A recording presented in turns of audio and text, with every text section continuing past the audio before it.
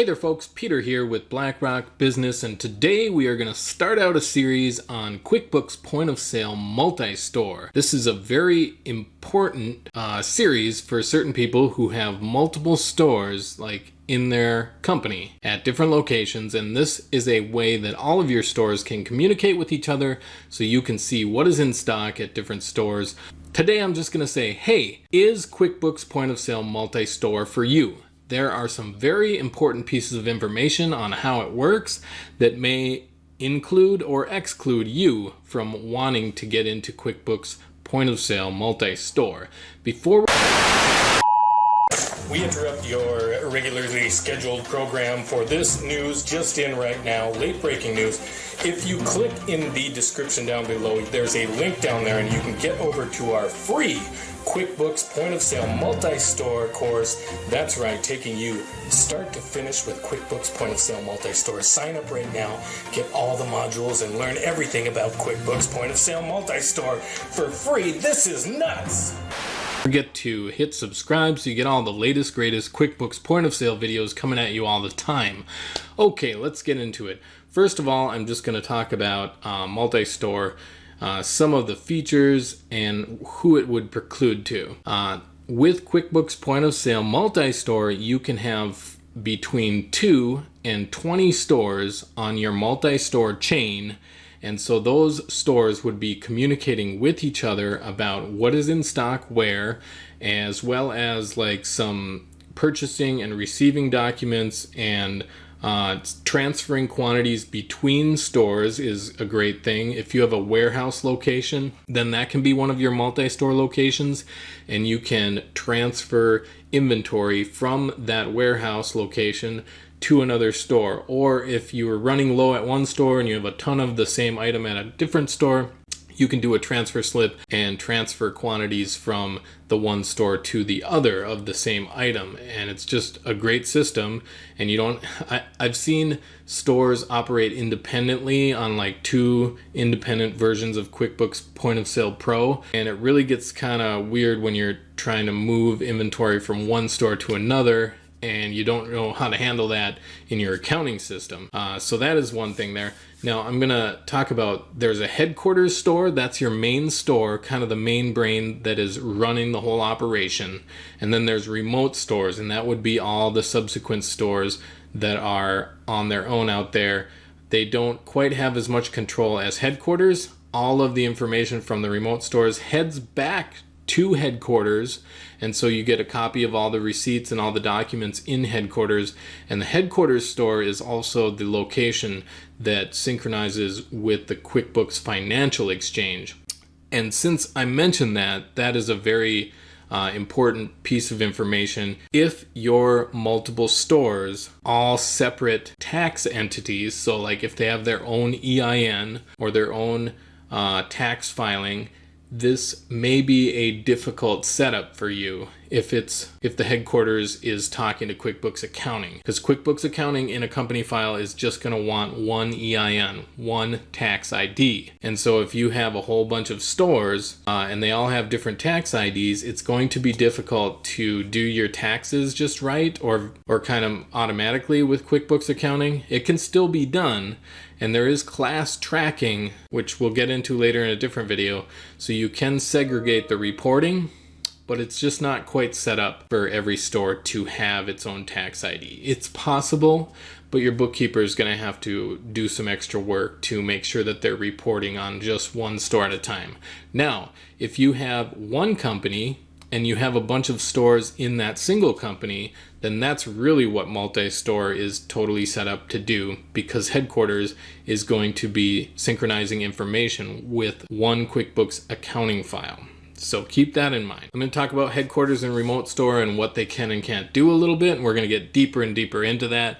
Hopefully we won't take all day. Generally, headquarters is going to be the buying office, and so that stops some people in their tracks as well. Headquarters is the only location that can create purchase orders, and there's a number of other things along with that, like creating items. I'm going to get deeper into that in a moment. So all the purchasing happens by headquarters, and that is why sometimes headquarters you want it to be maybe the warehouse location or definitely the office location because it talks to QuickBooks. Now, also headquarters gets the ability to do company-wide reporting. In the point of sale at headquarters, you can do reports that span all of the stores, and you can see statistics and information having to do with sales and inventory for every store at headquarters. Now, I already mentioned QuickBooks Exchange. What else?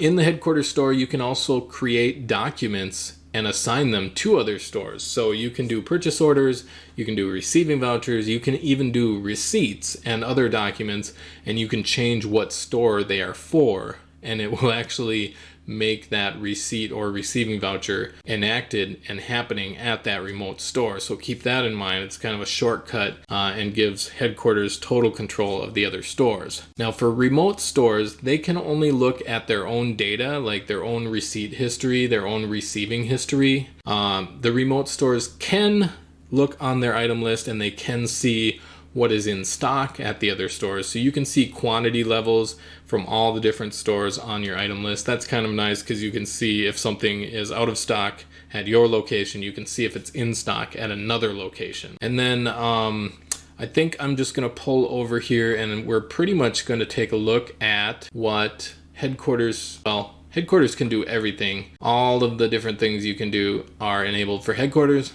But we're going to talk about what you cannot do at a remote store. So at a remote store, you cannot add, edit, delete, or merge items. So you pretty much can't create any items. You can't make special order items into regular ones. You can't edit costs or prices or tax codes.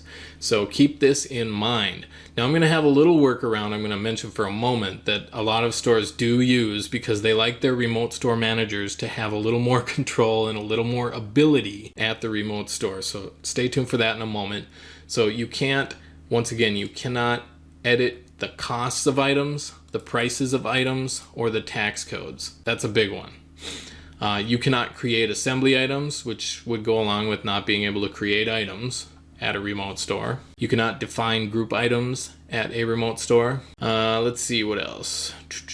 You cannot view all stores' item histories. So you can't, you can, by the way, at the headquarters, if you bring up an item, you can see receiving and selling for that item at all the different locations. But you cannot do that at a remote store. You cannot add, edit, or delete departments at a remote store. Vendors, you cannot merge vendors and do a lot of different things with vendors. Physical inventory for other stores. The headquarters location can take physical inventory or adjust the number for physical inventory for all the stores, but the remote store can only do it for itself, by the way. Remote store cannot print tags for other stores. I don't know why you'd do that. You can't use Price Manager, by the way. Since you can't adjust prices and costs on items, you can't do that at a remote store, of course. Let's see, cost adjustments goes along with cost editing. Now, transfer slips. The headquarters can create transfer slips for any store to transfer quantities to another store. The remote stores can create transfer slips for themselves to move inventory to another store, but they can't tell two other stores, you're going to transfer this to that. Only the headquarters can do that, right? What else? We kind of covered this. Merging vendors. Now, creating POs for all stores. So the headquarters can create a PO for any store. The remote stores cannot do that. Now, you also can't view POs for other stores. We're going to get a video here in a little while, and we're going to talk about POs and purchasing within the multi-store environment. You cannot create vouchers for other stores. Of course, you can create a receiving voucher for yourself at a remote store. Let's keep going.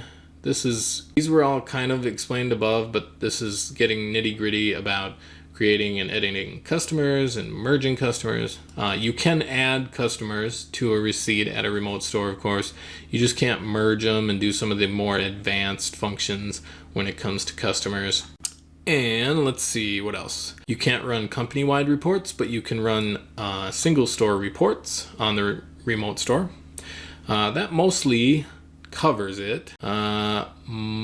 There's a few different notes down here I'm going to read real quick. Local settings must match those at the headquarters when you are at a remote store. In a remote store, you're limited to the selection of the local default price level. You are limited to certain local default sales preferences. So a lot of these things flow out from headquarters.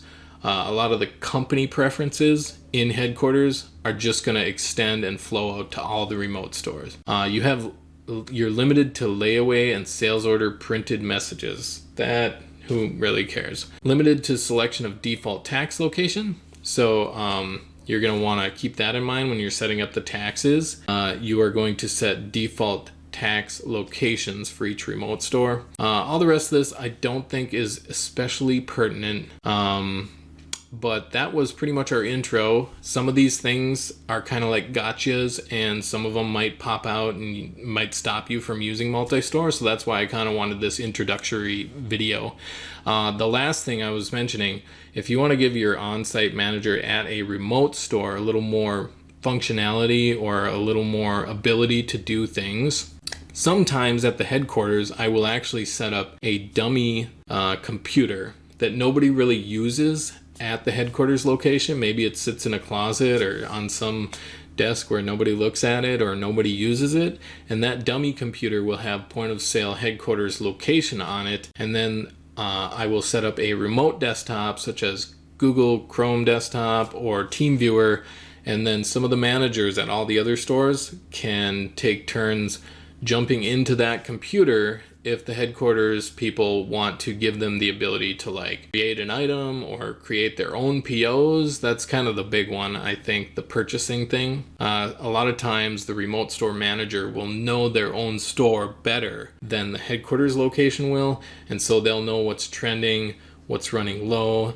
And so instead of trying to communicate that through email to the headquarters location, the on-site remote store manager will access this dummy machine and put in their own purchase orders.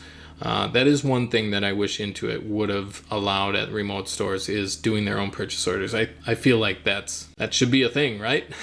So there you have it. That's a little workaround, and a lot of people use that. My name's Peter with BlackRock Business. Welcome to QuickBooks Point of Sale Multi-Store. Send me any comments or questions if you have them. I'm here to help you. Have yourself an excellent day. All right, bye-bye.